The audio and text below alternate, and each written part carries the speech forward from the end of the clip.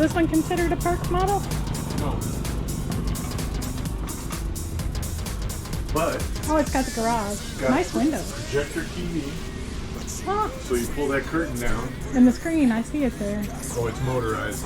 It says do not pull, but you lower that, and then it's got a projector TV. It's like the sound bars up there. Let's get that forward.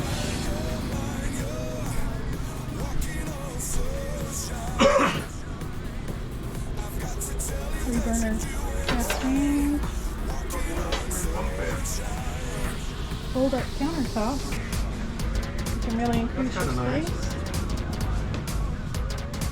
TV mount in here.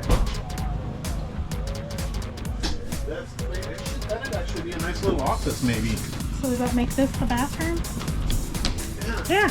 Oh, well that's interesting. You can see.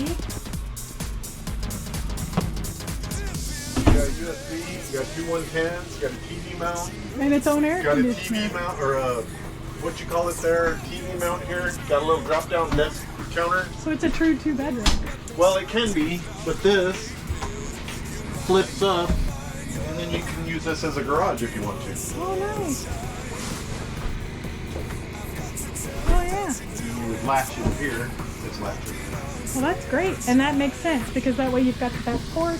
Yeah, and then so if you wanted to, you could have your couple e-bikes or, you know, something in here. Or you can flip it down, you got a pair of bunk beds. Or it could be a little office space. A lot of I could options. see this room being very utilitarian. Controls. Oh, here we are.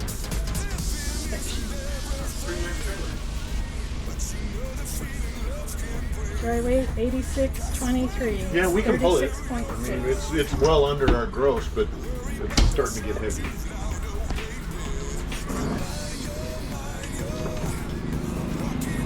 Alright, we just looked at those couple. This one says it's cold weather.